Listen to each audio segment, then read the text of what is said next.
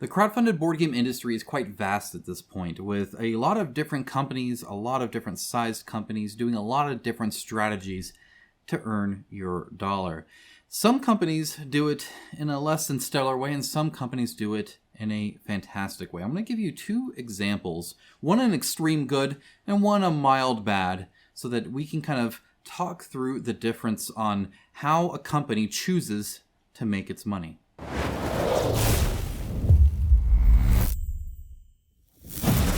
Now, speaking of business and money, if you want to invest in yourself this summer, then I want to talk to you about Skillshare. Skillshare is a sponsor of today's video. Thank you so much for the sponsorship, Skillshare, and thank you guys for the support.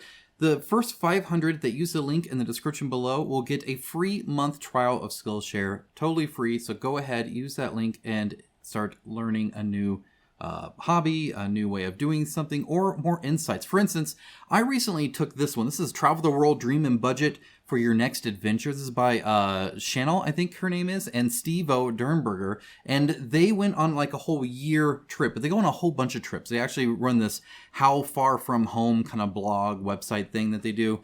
And they had a lot of interesting, neat tips and tricks that you're not going to really find anywhere else. See, one of the nice things about Skillshare is it's always very practical, always very applicable. And because it's a paid platform, right, after, any kind of free trials or anything like that, you do pay a little bit per month. But one of the great things about that is there's not advertisements or sponsorships or anything like that, even like what you're looking at right now. It's just focused on just the content. And on top of that, they're not afraid to list things. So one of the things I loved that they did, for instance, was talk about practical things and the actual stuff they used. For instance, they talked about how they like to use Evernote and how that allows them to keep a lot of different things, not just their like Google Docs, like Google Sheets and stuff like that, but images and passports and all sorts of other stuff. It's kind of a one-stop shop. But one of the problems is you have to sync it first. And that was something that got caught off guard in the middle of an airport at one point. But they'll share that for you so that you know, hey, Evernote can hold a whole lot of stuff for you. It's what they personally use, but be sure to sync. That'll catch you off guard. It's not some advertisement for Evernote, for instance. They had a ton of practical advice. So if you're planning a trip, to go see the world or, go on a vacation, they went everything from budgeting, apps, logistics, all of it. It was fantastic. So highly recommend Skillshare to get the information you actually need. And again, the first 500 to use the link in the description, get a free month trial. So go ahead and check that out. Thank you, Skillshare. Thank you guys. And let's get to the video. All right, so this is Europa Universalis.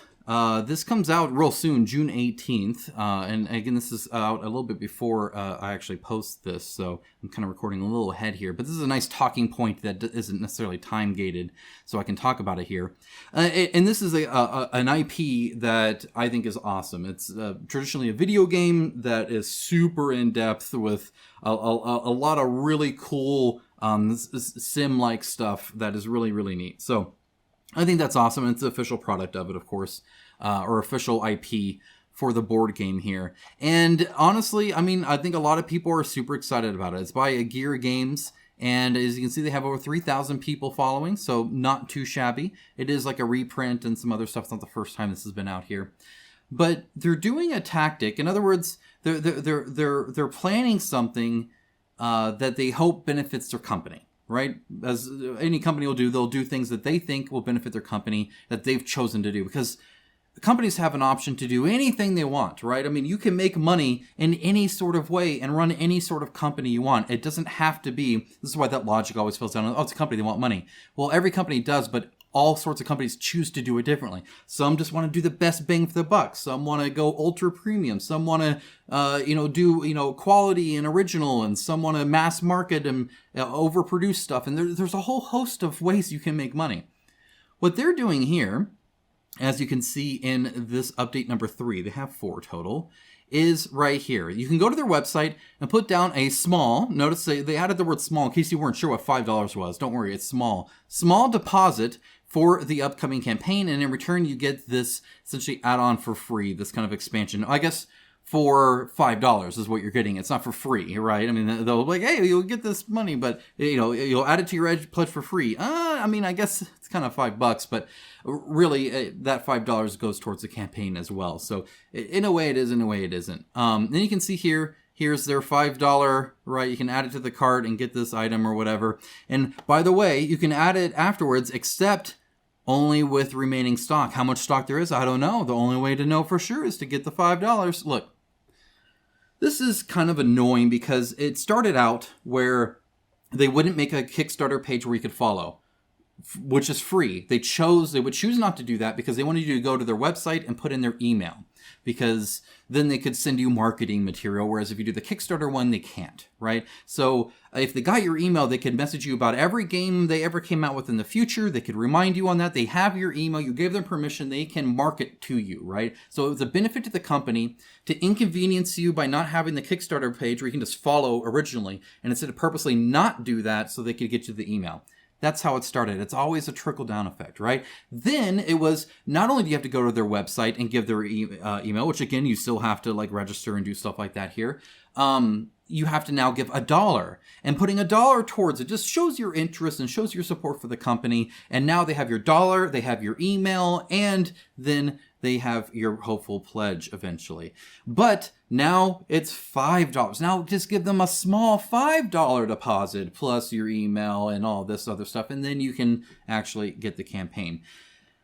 I think the comments say it pretty well here. So let's go ahead and read those comments real quick. There's just a few. So there's quite a bit here, but some summarize it really well. For instance, this guy said, honestly, marketing gimmicks and schemes are almost never about the customer. Of course not. There's nothing here that's like pro-consumer, right? The idea of giving money towards something before it's available is already kind of dodgy on consumer level, right? This whole backer thing is already kind of a struggle. So you already know that you're inconveniencing the consumer, right? By them giving you money and you giving them a product later, promised at a later date. But then to compound that with actually give me money before you can even give me money, before I even give you the product, is exasperating and inconveniencing the consumer more and more and more, right? This is for business, not for backers. That's for sure. This is for the company, not for the game, and not for you, right? And then you come down here and this guy said, the experiment. Try to extract as much money from our customers as soon as possible without alienating them so much that they will walk away. This is the key. This is the tactic here. This is why it's $5 over $1. And I guarantee there's going to be another company that tries $8 or maybe even $10. Maybe it's $9. Maybe it's once it goes double digit, right? It's kind of like $8.99. Is it $9, right? This is just purposeful manipulation to try and see how far they can edge the money. Otherwise, why do 5 versus 1? What is the difference? What does that $4 truly do that the $1 didn't do? The answer is it's more money in their pocket and more FOMO on yours and sucking costs and all that other stuff, right? That's all it is. That's all it is. And of course, to give them the credit, right, they do say, hey, if you contact them by December 31st, 2024, you can get their money back in full. This is the point. What percentage of people won't? In other words, what percentage of people will give the $5 but then not ask for the refund and not back, and you just gained $5 for nothing? Right? That's one percentage they're looking at. They're also looking at the percentage of people who will back the $5, not do that, but not find it worthwhile to contact the company, ask for a refund, get approval for $5, right? It's even less for 1. Like, are you going to do that effort for 1? No, you're just going to let them have the 1, is what a lot of people are going to do. How many people do it for the 5? Would enough people do it for the 10, right? Where does the line draw where they've inconvenienced you enough to where you'll actually ask for the refund? And they're trying to see how far they can get while still getting people to not do that. That's my opinion. That's what I think's going on here. And that's what other people are seeing as well. This is just trying to see how much they can charge you. Can it be $5? What about 6? Maybe 6 is good. Maybe 5 is the limit. I don't know. We don't know until another company tries. So when they do, I'm sure I'll try and cover it for you guys. So the next one, stay tuned. Subscribe for future videos where you get to see the next one above $5. Because it was 0, it was 1, and now it's 5. Where it ends, nobody knows. I guess the consumers could decide by not condoning this, by not being okay with this. You, as a backer, backing their campaign right here, are already inconvenienced. This is already not coming to you right away. This is already you giving money to a company for a product that doesn't exist yet until they make it and ship it to you. Okay? This is different than going to Walmart and buying a board game from the board game section, probably Apples to Apples or some junk like that. But you know what I'm saying? Like that is a transaction where you give money and instantly get something back. Nobody's inconvenienced except you had to drive there and exist in Walmart for a while. So beyond that inconvenience, this one has you paying money and then getting nothing and waiting and waiting, and then hopefully they did everything right and they give it to you. So there's a higher risk and there's a delay in that receiving of the product for the money. You're already being inconvenienced, and they're trying to inconvenience you more. They're trying to get you to do more. Now it's not enough just to give the money. It's not enough to earn that trust from backers. Now they got to get $5 from you as well, but don't worry, they'll sweeten the deal and give you an expansion that may or may not be printed enough to get that on. Don't know. The only way to know is to get it, because FOMO sells. Because $5 is not quite enough to make it worthwhile to get a fuss so that they can just coast and slowly do it. And you see this throughout all sorts of industry, and it's always done by businessmen, not passionate creators. That's a business move. That's a person who is looking at money and business and not a board game and backers. They are fundamentally different. It's left brain, right brain. Somebody is not focused on you doing this. They're not thinking about what this means to their backers. They're not thinking about the extra ask they're doing here. They're not thinking about that. They're thinking about their finances. They're thinking about their accounting. And they're thinking about how far they can push the envelope. Now, granted, as terse and strong worded as I was there, this is minor compared to some of the scams that we've seen on this crowdfunding space, right? So I get that, right? There are no mythic games here. But it's a trend, it's a tendency and a trend that I want to stop now. This should be the last company that is stupid enough to try and charge you $5 more when they're already trying to charge you a whole bunch of money in the campaign. Companies need to respect what backers are doing, where we spend a year plus with no product in return for the money we gave that company, so they can go pay their mortgages and pay for their kids' school lunches and take their wives out to dinner, or whatever it is that they do with the profits and the money from their business that we put into when getting nothing back. They need to value that a lot more. And I'm sick and tired of these companies just assuming that backers should be there, that consumers should do that it's not inconvenient to do crowdfunding. It is inconvenient. And we should be rewarded for that inconveniency and considered for that the delay that we are stuck with. But there are other companies out there. You see, not every company has to do this. You can make money as a company any way you see fit. As long as you're making money and you're successful, that's all that matters. There's no excuse of they will do everything possible to make money. I mean, that's just not the case at all, right? I mean, as a company, you get to choose how to do it. Even publicly traded, they get to choose how to do it. And these companies aren't publicly traded, okay? So that's how Aegir Games is choosing to make money. That's how they're choosing to run their company and their campaign and treat their backers. I'm going to take a look at Odalin Dungeons of Doom. This is by Dragori Games. This is in their second update. And this is the first time they've done this too, but I want to point out to something specific that they're doing. So Dragori Games, just like the last company, is running a campaign where they're asking for money ahead of time for a product that they will deliver in the future, hopefully, if everything goes well, right? Just like every other company in crowdfunding. But they respect you a lot more. And the way I know that is because the company chooses to act differently among itself. It's choosing to do things in a different way. Let me show you. So if we scroll down here, see this nice big thing. I'm surprised this isn't front and center, because in my opinion, it should be. 5-month guarantee. If your games are not going to your home from the local hubs after 5 months of the delivery estimate, you may request a refund and get 100% of the amount paid. That's on top of stretch pay. That's on top of the stable pledge or shipping price guarantee. That's on top of saying we won't shove a 1.5 a year later. Instead, for 2 years, there won't be a 1.5 if ever. So that you know that you're getting a game that's actually going to last, that's actually thought through, that the business is running in a way to where they're promising this is the delivery date and they only give themselves 5 months slip, and anything beyond that, you could get a full refund if you don't like that. That's awesome. That is fantastic.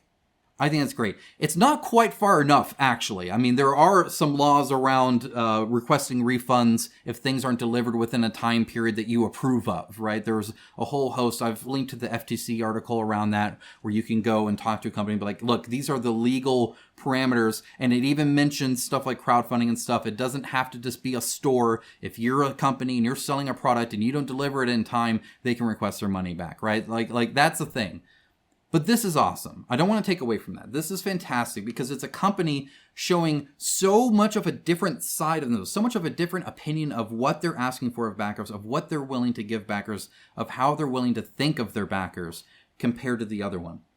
Two companies, both making board games, both on GameFound even, and yet they're operating at completely different levels in regards to what they think about you. Start valuing yourself more. And start demanding more of these companies.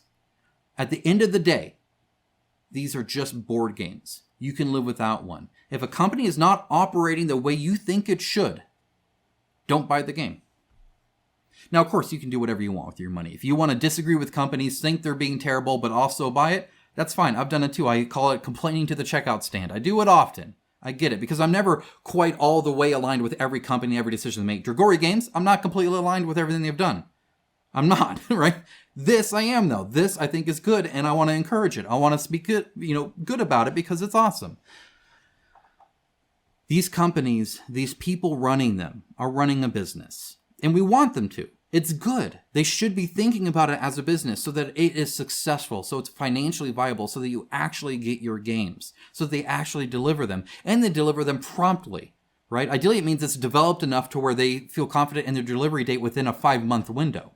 Ideally, it's confident enough to where they've run all their campaigns and they understand how to do this business and they're good at it and they can do it consistently enough to guarantee it like this. That's awesome because that's better for you because the better they run their business, the safer the back is and the more benefits like this that you get and the less risk you're taking. So that's great. I'm not saying don't think of it as a business. These companies need to make money. They need to make profits so that they can continue to make great games in the future for us. I understand that. You can choose how you do that. You can choose how you decide to establish your company, your company's image, your theme as a company, how you treat other companies, how you treat the IP, how you treat your backers, how you operate and advertise, and all of that. How you communicate is your choice. You can do it any way you want. You could ask for $5 because $1 isn't enough ahead of the campaign that you're already going to ask money for.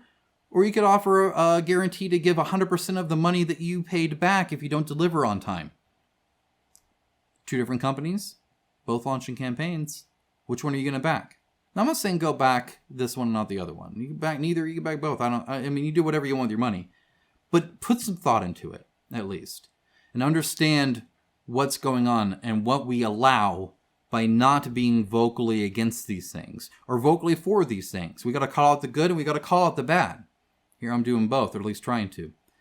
Guys, stay safe out there. Always be on the lookout for business practices. They try to be a little insidious, a little bit here and there, just $4 more to the $5 mark. Oh, just come to this website and give us your email address so we can advertise to you forever. Like all of these things are purposeful things, and you just need to be aware of the FOMO. You need to be aware of second cost fallacy. You need to be aware of all the tactics and the mental manipulation that these companies and these websites do to get you to spend hundreds of dollars in this hobby. Regardless of where you put your money, I hope you enjoy it. I hope you get great games and have a blast in this hobby space. I don't want to see a company, though, taking advantage of your passion, of your excitement. So hopefully we can get better as a whole. Guys, thanks so much. Again, check out that link to Skillshare. You do get a free month there. If you are curious about anything like taking a trip out in the world, 1 month free trial. You can go there. You can see it. If you like it, you can stay. If you got what you needed, you can leave. That's fine. Either way, you got that month free only for the first 500. So do check that link out. Guys, thank you so much. Have a great rest of your day. Take care. Bye, guys.